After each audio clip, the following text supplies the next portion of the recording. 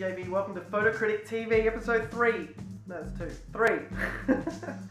Welcome, guys. As you know, all you have to do to submit your photographs is go to www.photocritictv.com, click to submit, and that's it.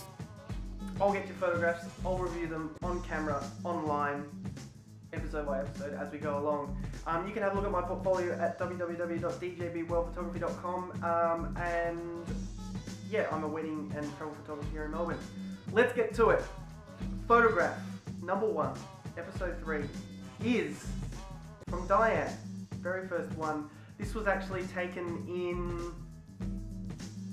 Valencia, Spain. This is one of the arts science centers, I think. I'm not too sure. Diane, the first thing I'm going to say about this photograph is that I think you're trying to cover too much. There's no real center of interest. What I would have actually done is focused on the building on the left. It looks like there's a nice reflection coming from the water, which would look nice if you may have been able to create some symmetry there. But right now, it looks as though it's a little bit busy. There's not really something that I can lock onto, something I can focus on. But apart from that, the time of day is nice. There's no nasty shadows or anything. It looks as though the day is overcast, which is good. And yeah, that's about it. Thanks, Diane. Let's go to the next one. James Brown. James Brown is from Melbourne. This one he's saying this was taken from the boarding docks. What's he saying? Boarding docks in Melbourne, getting onto the Spirit of Tasmania. And this was taken with a Nikon D5000.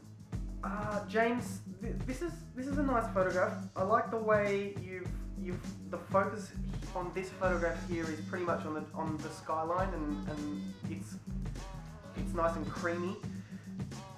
What I definitely would have done is just brightened up the foreground a little bit. It looks a little bit too dark, so just where the water is, just brighten that up a bit. Where you place the horizon is very nice. It's just perhaps a bit below the lower third line, which is great. But yeah, definitely just brighten up that image a little bit. And yeah, I like the fact that the sun's going straight down the middle and dividing the left and right sides evenly. Bit of symmetry there. Nice shot, James. Thank you for that. I have another one from James. This was also taken in the same place, boarding the Spirit of Tasmania. And this time, I'm going to Aaron. Aaron, are you ready for this? Yeah. 1 sentence, 7 seconds, off the bat, Aaron. Here we go.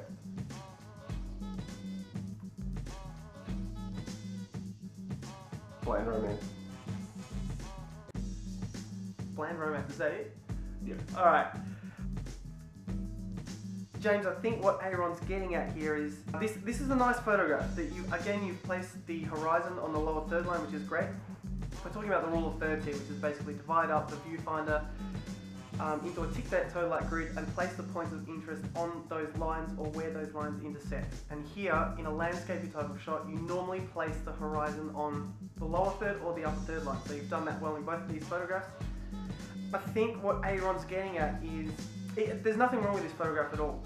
Maybe it's just a little bit boring. Sunset photographs especially, they are extremely common. And if you have a look at some of the big stock image agencies, one of the things that they definitely do not need are sunset photographs. So there's nothing wrong with this photograph. It's nice. The birds that you have just above the horizon there are nice. It kind of adds an air of peace. It looks like the sort of place where I'd like to just sit down and eat some lunch or something. So it's a nice environment that you've captured there, James. But like I said, you might want to try and make this a little bit more interesting. Like I said in one of the previous episodes, if you step back a bit and get a bit more of the foreground rather than just having water there, that often makes it more interesting. Or if there was a boat or something like that in the water, that would help as well. Thanks, James. Keep them coming. Let's have a look at the next one. Dan Fleming, shooting with a Nikon D7000 and a Nikon 18-200 VR2 lens. Dan's come on a photography walk with me a couple of weeks ago. This one is taken in Hosier Lane, I believe, in Melbourne. Dan, this is a really nice photograph. There's two things I'd say.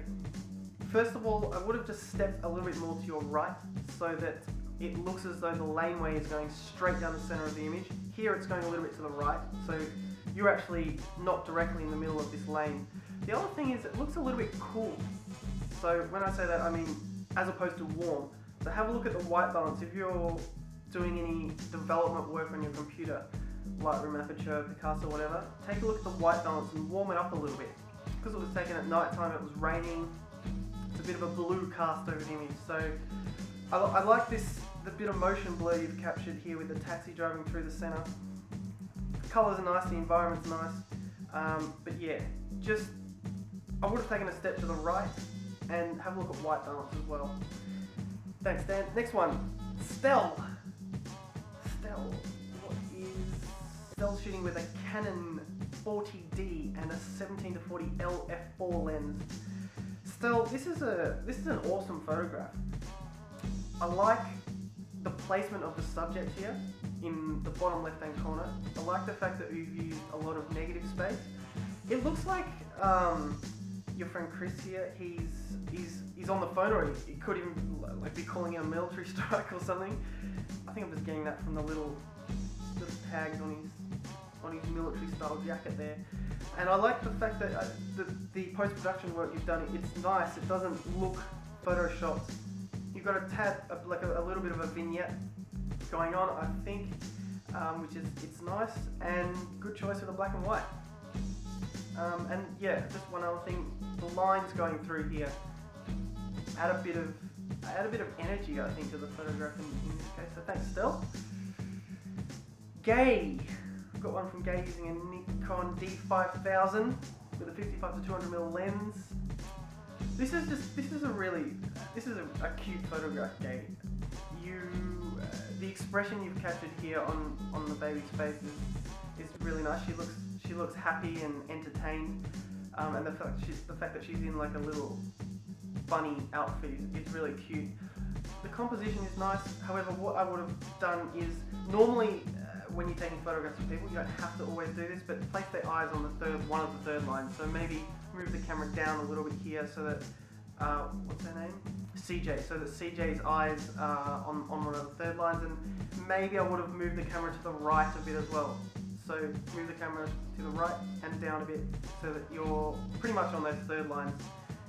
Very nice photograph, thanks. And I think the expression here is probably the best thing about this photograph, so thanks, Gay. One more from yourself. Gay, this is another photograph of your friend Beth. Really nice photograph, expression is nice, she looks very, what's the word? Almost sad in this photograph, but you can tell that she's concentrating on something, and you said here she's engrossed in decorating her scone man. The only thing I'd say is it looks a little bit grainy and a little bit out of focus. So maybe what sort of camera are you using there? This is taken with a cool pick, so this is just a little Nikon point shoot, and it looks as though you've probably zoomed in a bit there and cropped it out. So that's the only thing I can say, technically speaking, about the quality, but apart from that, everything else is great. Thanks, Gay. Second, last one from Raho. This is taken here. Raho's from Melbourne. Nikon D7000 and the 18-105 lens. Where was this taken? Mentone Beach in Melbourne. Raho, this is a nice photograph. Looks like it's taken around dusk, so the light's good again. Think about the placement of the horizon. I would have placed it a little bit further up on the photograph. So move your camera down, show a bit more of the foreground, and move the horizon up to the upper third. But that's nice. I like the simplicity of it as well, Raho. It's a simple photograph. I'm not distracted by anything in the photograph, but just work on the placement of the horizon, and I think we're about done there. Thanks, Raho. Last one, Gary Sterling, Gaza. I have one from you in episode number 2. This was taken with his Sony Alpha 350 and 55-200 at 100 mil. Gary, two things straight away off the bat here. The time of day, it looks like it was taken in the middle of the day, so the sun is coming straight down from above the horse and rider. So you've got a few little shadows on the rider and on the horse, and the light is very white. Second thing is straighten the lines up. So the strongest lines here are that barrier thing that the horse is jumping over, I don't know what you call that. Straighten that up so that it's going from left to right, as with the roof. This is one thing I think it's a little pet hate of mine, just having lines that aren't straight. So straighten those up, think about the time of day. Apart from that, placement of the subject is nice, but just think about the lighting. Definitely think about the lighting in this case. That's it, guys. Thank you for listening. We shall catch you next time.